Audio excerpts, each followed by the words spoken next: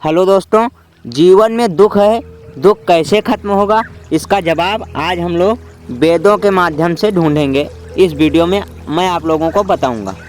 उससे पहले अगर चैनल पर नए हैं तो चैनल को सब्सक्राइब ज़रूर कर लें, और अगर बेल आइकन को अभी तक प्रेस नहीं किया तो प्रेस कर लें, और वीडियो पसंद आए तो लाइक करना ना भूलिएगा।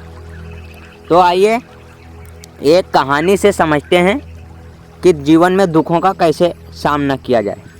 एक राज्य में ताकतवर सेनापति था। वो राजा को बहुत प्रिय था। राजा उसकी बुद्धिमत्ता और ताकत से अच्छी तरह परिचित थे। सेनापति देखने में खूबसूरत था। राजा की बेटी थी जो कि सेनापति से प्रेम करती थी। जब राजा को सेनापति और उसकी बेटी के बीच प्रेम के विषय में जानकारी हुई तो राजा आग बबूला हो उठा। उसने सेनापति को फांसी की सज़ा सुना दी। सेनापति को जिस दिन फांसी होनी थी उसी दिन सभी लोग इकट्ठा हो गए।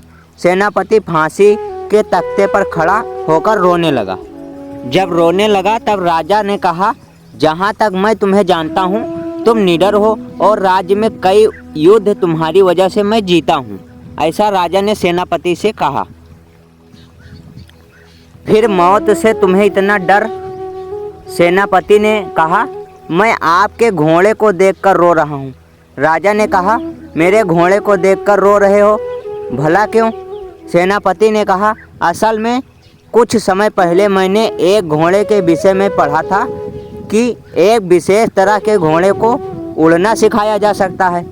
काफ़ी दिनों से उस घोड़े की तलाश में था, लेकिन आज आपके इन घोड़ों के बीच मुझे वो घोड़ा दिखाई दे रहा है जिसे उड़ना सिखाया जा सकता है। मेरी बदकिस्मती देखिए, आज ही घोड़ा मुझे दिखाई दिया और मेरा अंत समय आ गया है।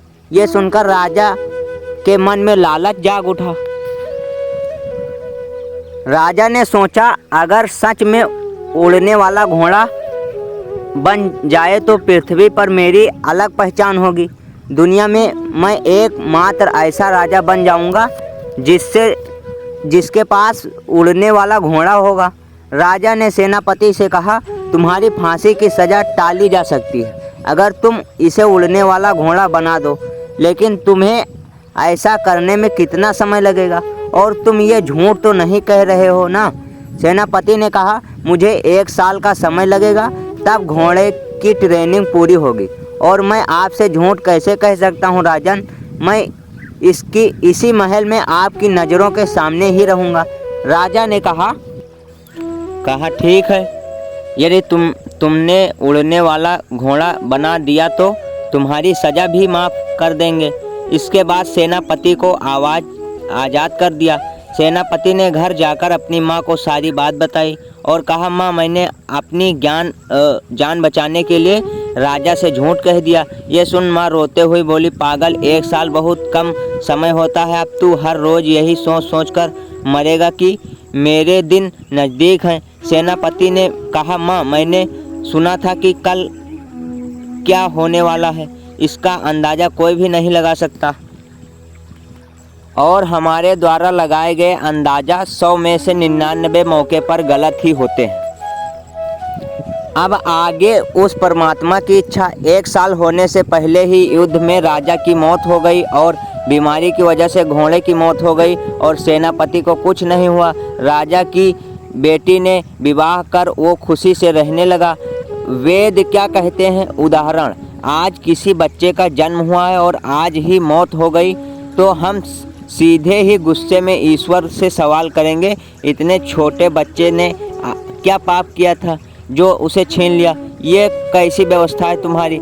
अब एक बात सोचो, हो सकता है वो बच्चा कल बड़ा होकर हिटलर बनता और करोड़ों लोगों की मौत के घाट उतारता। हिटलर करोड़ों लोगों की मौत की वजह बनता। उसकी माँ भी कहती होगी कि काश बचपन में ही ये मर जाता।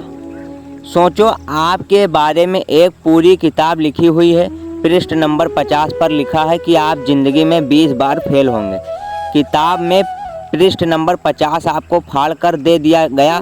आप उसे देखकर रोने लगे और ईश्वर को दोष देने लगे।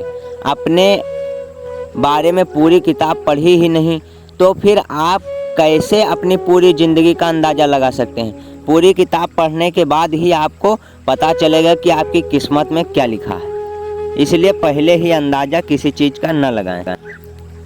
हम इंसान हैं, सुख और दुख हमारा स्वभाव है। हमारे साथ कुछ गलत होता है, हम भावुक होकर आगे तक का नहीं सोच सकते, लेकिन ईश्वर भावुक नहीं है, वो हमारी बुद्धिमत्ता की तरह नहीं सोचता। वेद करते हैं जो व्यक्ति उसकी व्यवस्था को स्वीकार कर लेता है वो मुक्त हो जाता है। दुख देना है दे मंजूर है, सुख देना है दे मंजूर है, फेलियर देना है दे मंजूर है, किसी को दूर करना है कर मंजूर है। क्योंकि ऐसी परिस्थिति में हम दिमाग नहीं लगा सकते कि अंत परिणाम क्या होगा। यदि आज रात मेरी या मेरे माता पिता की मौत लिखी है तो मैं क्या कर सकता हूँ, ये कोई नहीं सोचता है। मुझे उनसे प्रेम है, लेकिन कुदरत की व्यवस्था मेरे प्रेम से थोड़ी न बदल जाएगी। ये कुदरत ईश्वर की व्यवस्था है। हम जैसे साधारण लोग इस सच को स्वीकार नहीं कर पाते, लेकिन वेद कहता है इसे स्वीकार कर लेने वाला ही मुक्त हो पाता है। 100 बात की एक बात, तुझे जो देना है दे, जो लेना है ले।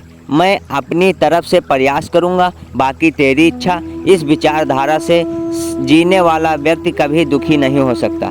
दोस्तों, न जाने कितने लोग होंगे जो दुखी होंगे, जिनका मनोबल टूट चुका होगा। अगर आप इस कहानी को ध्यानपूर्वक सुनेंगे और समझ पाएंगे तो आपका मनोबल बढ़ने में बहुत ही हिम्मत मिलेगी। दोस्तों, इसी के साथ मिलते हैं नेक्स्ट वीडियो में। तब तक के लिए अभी तक हमारे चैनल को सब्सक्राइब नहीं किया तो सब्सक्राइब कर लें, और वीडियो पसंद आई हो तो लाइक करना ना भूलिएगा। मिलते हैं नेक्स्ट वीडियो में। धन्यवाद।